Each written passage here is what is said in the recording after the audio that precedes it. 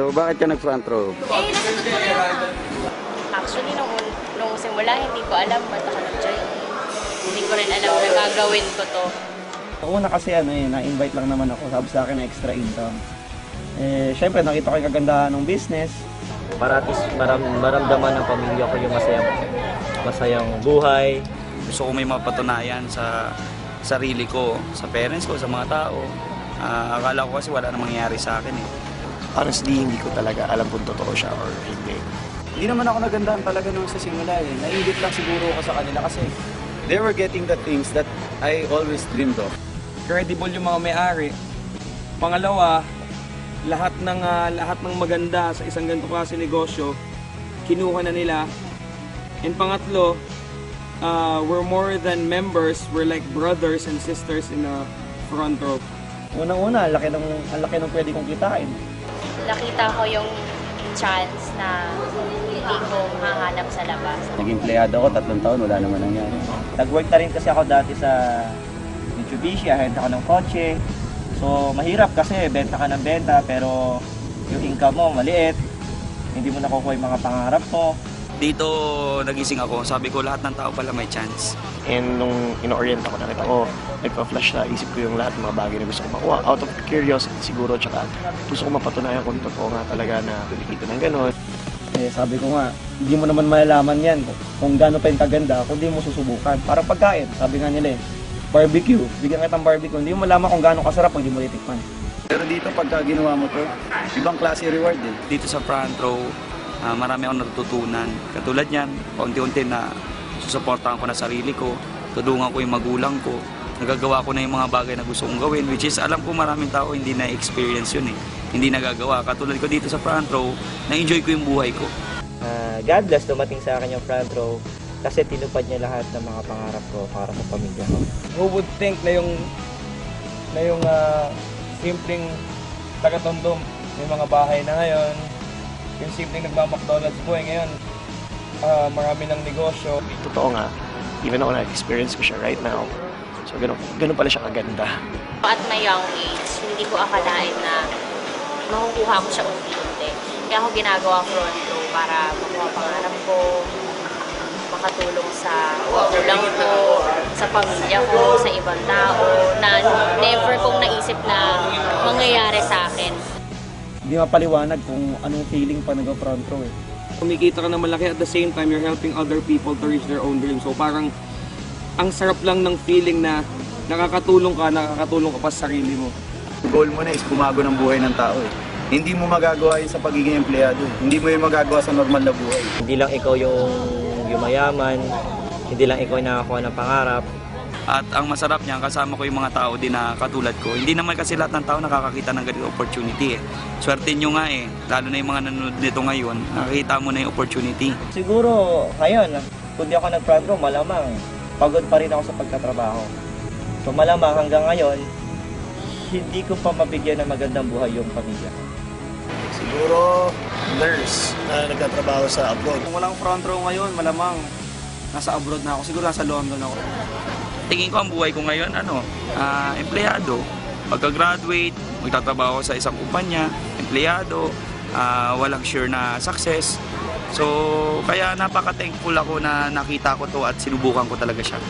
Now I'm inspiring other people na kunin yung pangarap nila at walang kahit sinong tao na magsasabi sa kanila na hindi nila kaya. Isa lang tong oportunidad na pwedeng magbago buhay ninyo at posible yun dahil nangyari yun sa akin. Siguro yung mga kwento namin mananatiling kwento or naririnig mo lang sa amin. Not unless susubukan mo siya kasi ako yun yung naging reason ko na subukan ko. Kaya nangyari sa akin. So sa akin masasuggest ko kung sino man yung nanonood dito right now and gusto yung masubukan ng front row, subukan niya na. Huwag niya na tatagalin. Grab the opportunity habang lalo na pag nandyan na sa harap mo. Kasi hindi mo alam, ang opportunity hindi lang naman para sa amin eh. Hindi lang para sa iyo, para sa lahat ng tao. Nasa tao lang talaga kung sino yung kukuha o hindi. Para sa akin, si God ang nagdala din sa akin sa front row.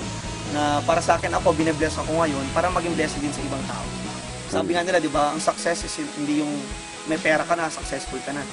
Ang success is ikaw successful, yes, nagawa mo.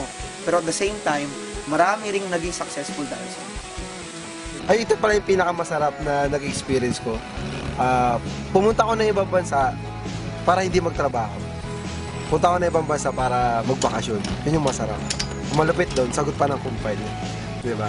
So kung ako, ito yung pinaka-the best experience ko na pagiging part ng front row. And I know hindi pa to yung huli. Magsisimula ko lang.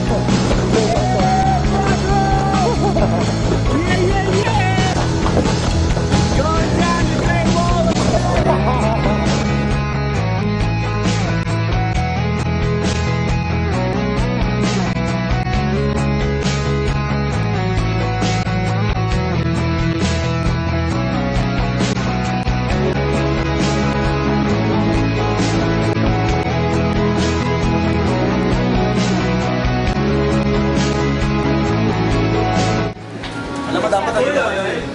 Next time, dapat kung may papayag na kami lang, dapat ikaw sila rin bukas.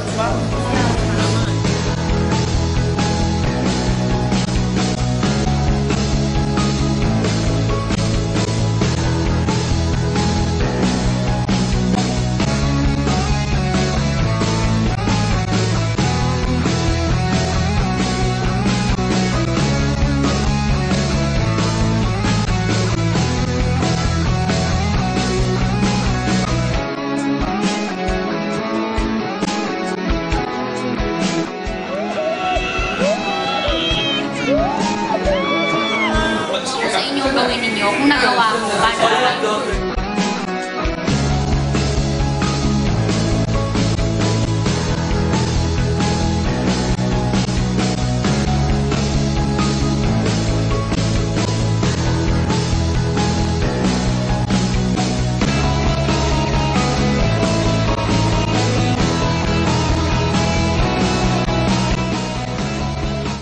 Pronto lang makagawa ng ganitong Victoria dito sa Beijing Wall. Great Wall of China.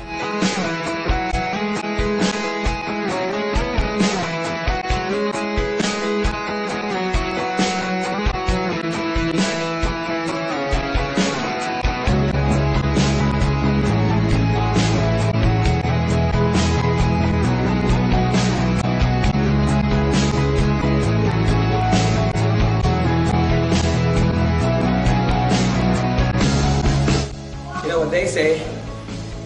You've never been to China at all if you've never been to Great Wall.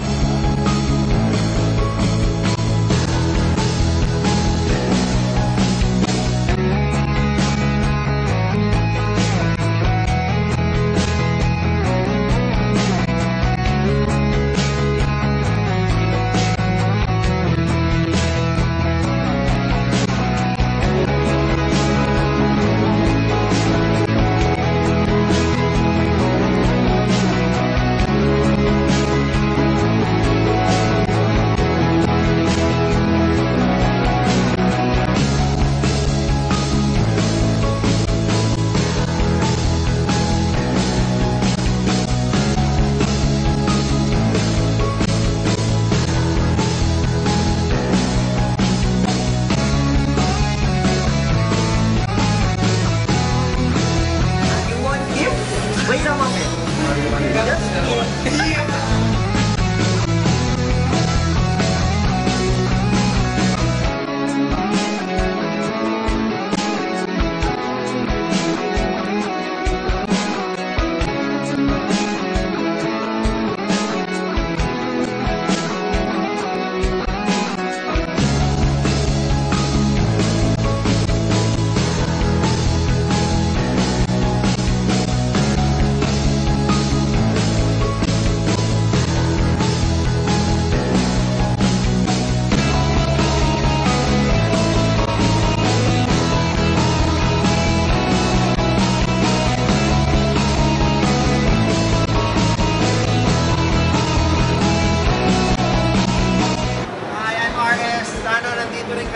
para magkasama naman tayo next time. Sa Singapore or Brazil, sama tayo ha. Bye! Sana next time kasama ka na dito, okay? See you sa front row.